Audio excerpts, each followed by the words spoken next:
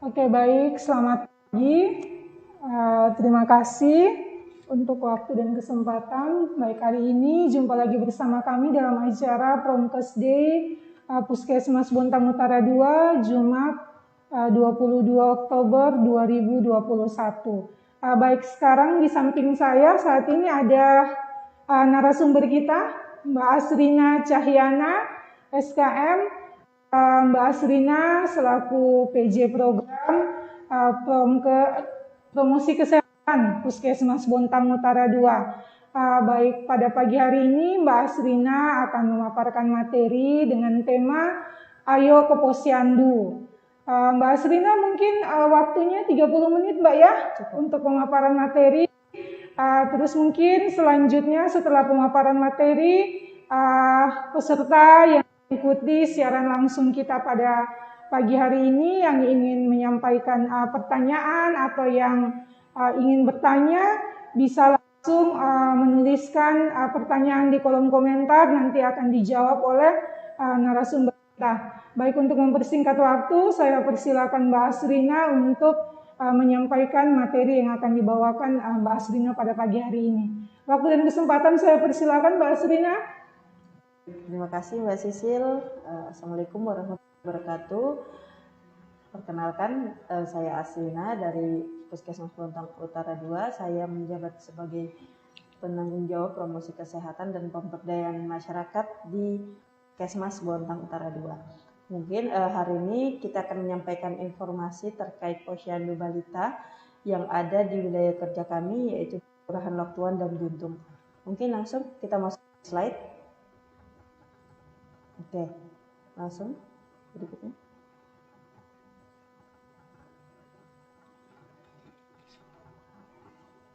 Oke, di awal pandemi, jadi ketika sudah masuk di pandemi dan kasus sudah masuk di Bontang ya, kasus COVID, maka keluarlah surat dari Dinas Kesehatan terkait peraturan pelaksanaan posyandu. Ya, jadi memang dari arahan dari Dinas Kesehatan bahwa posyandu bisa buka jika dalam di wilayah posyandu tersebut, di RT tersebut masuk zona hijau atau zona kuningnya. Jika dia sudah masuk zona oranye atau merah, langsung posyandu dilakukan dengan cara alternatif lain.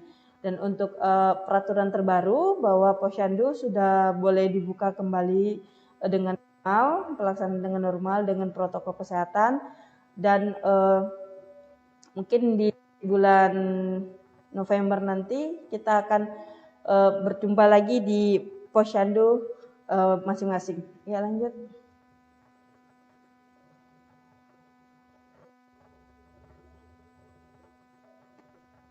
Ya, ini adalah kasus COVID di Kota Bontang ya.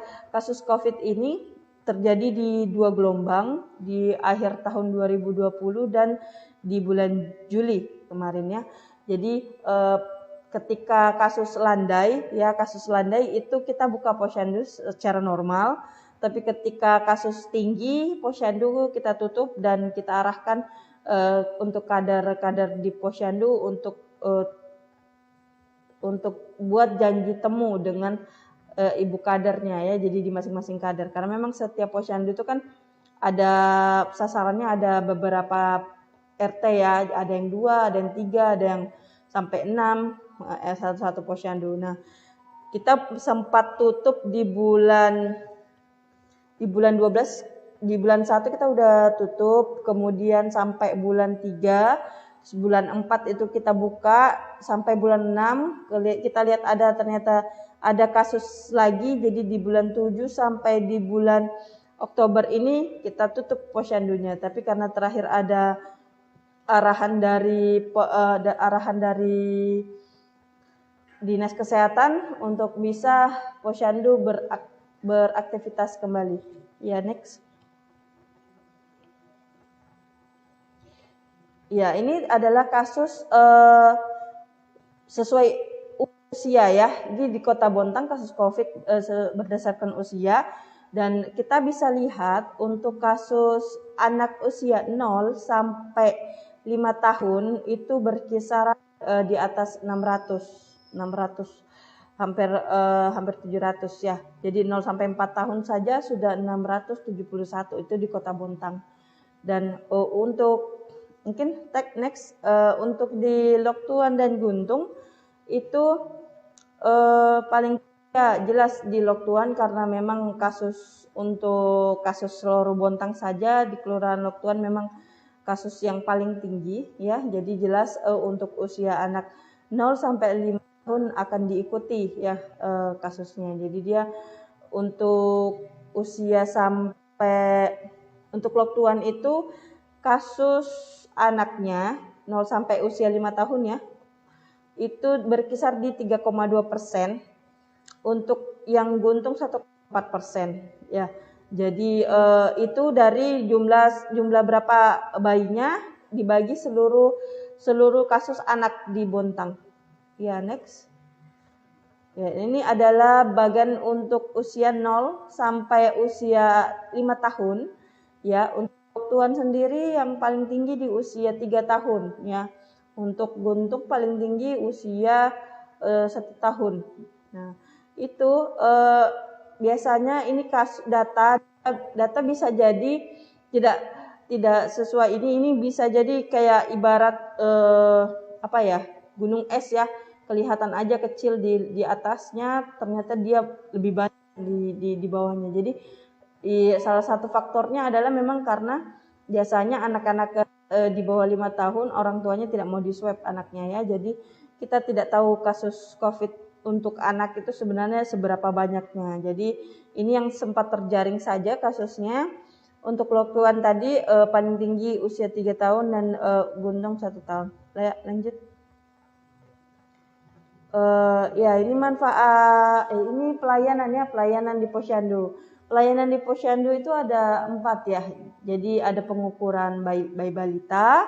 Pengukurannya itu bisa berat badan, tinggi badan, lingkar kepala. Itu yang sementara. Untuk tahun depan insya Allah nanti ada ditambahin lingkar lengan atas. Ya memang tujuannya untuk mengukur status gizi anak.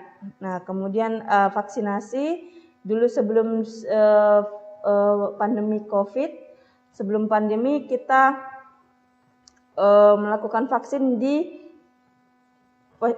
Posyandu. Nah sekarang kita alih ke puskesmas ya, karena memang semenjak pandemi ini dialihkan ke puskesmas. Untuk jadwal vaksinnya Senin sampai Kamis jam 1 siang sampai jam 3.30 ya. Kemudian ada pemeriksaan kesehatan gigi. Ini sebelum pandemi COVID pun kita sudah lakukan pemeriksaan gigi ini dari kalau nggak salah dari 2020 awalnya memang, tapi karena bulan Maret COVID jadi akhirnya Posyandu ditutup ya. Kemudian ada deteksi dini tumbuh kembang. Ini biasanya setiap 3 bulan sekali dilakukan oleh bidan-bidan kami untuk periksa perkembangan motorik dan sebagainya ya. Itu dilakukan setiap 3 bulan. Nah, untuk di puskesmas ya, karena vaksinasi diubah di puskesmas, diarahkan semua ke puskesmas. Semua pelayanan ini tetap ada di puskesmas. Ada pemeriksaan giginya, ada pemeriksaan deteksi dini tumbuh kembangnya, ada vaksinasinya, dan pengukurannya tetap ya. Oke, lanjut. Oke, ini adalah cara timbangnya, cara timbang balita. Bisa di Posyandu langsung ketika Posyandu buka atau janji temu kalau Posyandu dicetakan. Jadi bisa buat janji sama kader.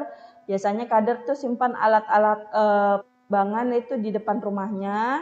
Ya buat ibu balita yang mau menimbang anaknya silahkan dan buat janji. Atau punya alat sendiri di rumah silahkan timbang. Tapi jika persyaratan mengetahui tata cara yang baik dan benar. Dan masalahnya adalah kita di puskesmas sudah kebanyakan setelah kami verifikasi, kebanyakan data yang datang dari orang tua itu hampir kebanyakan salah ya, salah paling parahnya di pengukuran tinggi badan ya, pengukuran tinggi badan. Jadi di situ memang si anak ini tidak sesuai tinggi badan, berat badannya ya, dengan berat badannya, dengan usianya. Jadi kita harus verifikasi ulang ya. Lanjut. Ini adalah manfaat ya menimbang. Jadi ya manfaat pertama jelas terpantau ya, tumbuhnya, kembangnya. Tumbuhnya itu yaitu berat badannya, tinggi badannya sesuai tidak dengan usianya ya.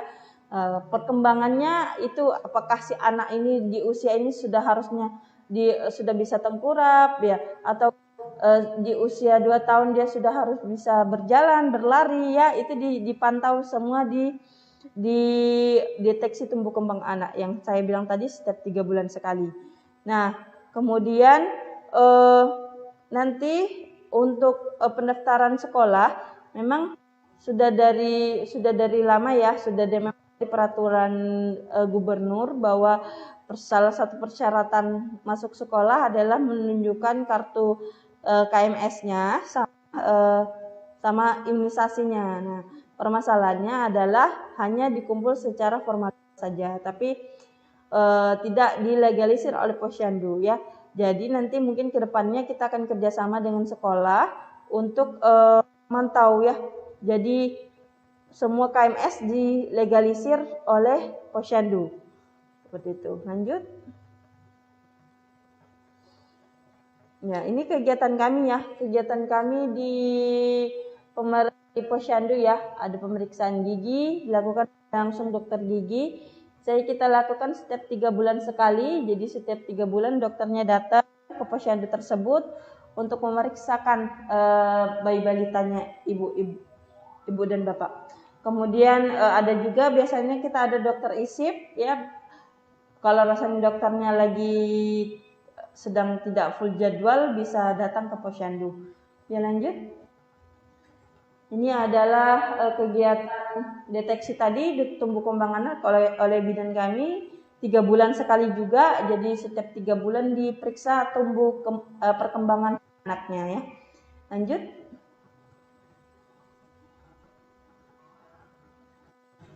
Ya, ini pemeriksaan antropometri yang saya bilang bahwa memang pemeriksaan untuk tinggi badan itu sebaiknya memang dilakukan oleh kader supaya tidak terjadi kesalahan ya, pengukuran.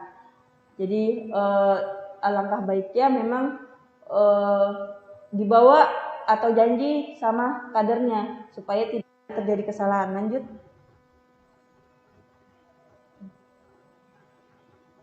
Ini adalah protokol kesehatan di Posyandu. Jadi memang sebelum masuk ke Posyandu memang harus diperiksa dulu suhunya, kemudian ditanya apa ada riwayat dari luar kota atau ada riwayat batuk pilek, demam di rumah, anggota keluarga di rumah. Kemudian nanti lanjut harus cuci tangan dulu sebelum masuk ke Posyandu supaya kita semua yang ada di dalam Posyandu ini terbebas dari segala bentuk penyakit penyebaran yang melalui tangan atau melalui droplet ya. Jadi semua harus menggunakan masker. Silakan ditegur kader kami, petugas kami ataupun masyarakat yang ada di dalam Posyandu jika tidak memenuhi protokol kesehatan. Ya, lanjut. Ya, ini adalah gambar jika ada janji temu ya, Posyandu tutup, dilakukan janji temu, kemudian diukur di depan rumah ibu kader.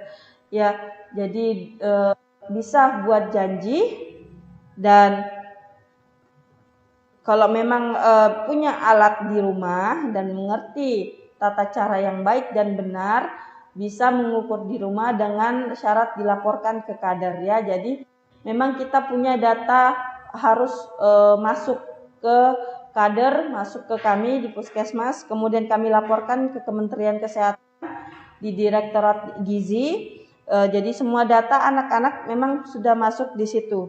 Ya, jadi saya harap semua balita ibu aktif untuk menimbang. Jadi menimbang aktif di posyandu itu minimal 8 kali dalam 1 tahun, ya minimal. Jangan sampai cuma datang ketika vitamin A saja atau ketika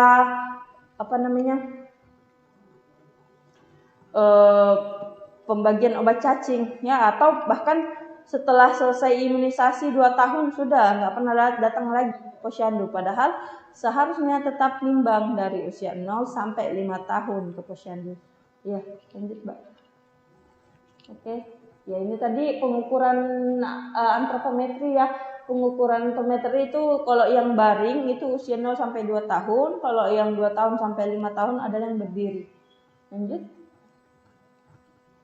Ya, kita harapan kita dengan selalu mengukur anak itu anak bisa tumbuh dengan sehat, ya, dengan sehat.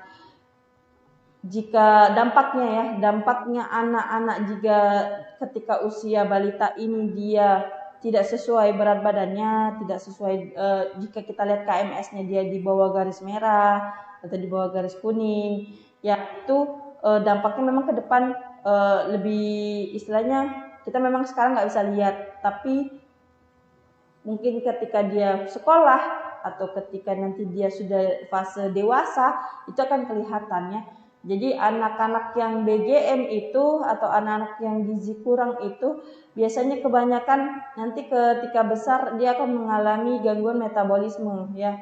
Jadi gampang terkena penyakit-penyakit seperti diabetes, ya, hipertensi, obesitas dan sebagainya. Ya, mungkin slide-nya sudah boleh selesai. Saya kembalikan ke Mbak Cecilia ya. Ya, baik, terima kasih Mbak Asrina untuk pemaparan materinya yang disampaikan pada pagi hari ini. Sangat bermanfaat ya untuk kita semua. Khususnya di sini tadi Mbak Asrina sudah memaparkan untuk angka yang terkonfirmasi positif untuk COVID, khususnya untuk anak-anak. Karena selama ini kita tidak ada yang tahu ya jumlah anak-anak yang terkonfirmasi positif untuk COVID-19 di Kota Bontang, khususnya untuk di Kelurahan Loktuan dan juga Guntung. Ini di sini Mbak mungkin ada pertanyaan Mbak ya? Belum ada pertanyaan, mungkin kalau seandainya ada pertanyaan dari yang mengikuti atau yang menonton siaran ini mungkin bisa langsung masuk di kolom komentar.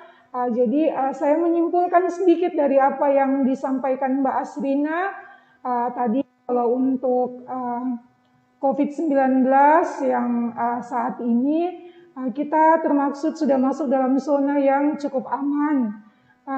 Jadi untuk Kota Bontang hampir seluruh wilayah ada yang sudah hijau maupun ada yang masih kuning, tapi untuk kelurahan Tuan atau wilayah Puskesmas Bontang Utara 2 sudah cukup baik. Untuk Guntung di hijau dan juga Loktuan mungkin masih ada kuning ya Mbak ya.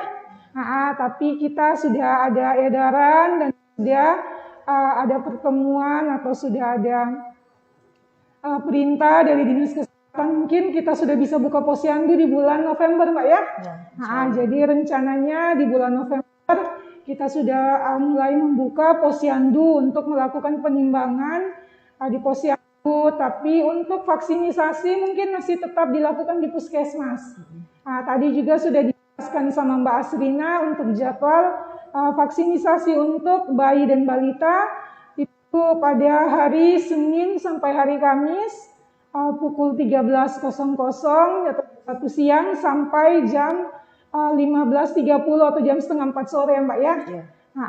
Kami tetap melakukan untuk vaksinisasi karena untuk sampai saat ini belum ada edaran resmi yang memperbolehkan petugas kesehatan melakukan vaksinisasi di posyandu.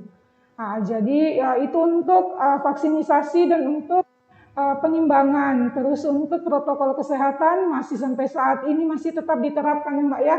Tadi sudah diarahkan Mbak Asrina mungkin di posyandu kalau seandainya ada kami petugas kesehatan yang mungkin belum menerapkan atau mungkin lalai, mungkin bisa ditegur oleh masyarakat ataupun kader. Begitu juga kami nakes mungkin bisa ya kita saling menegur.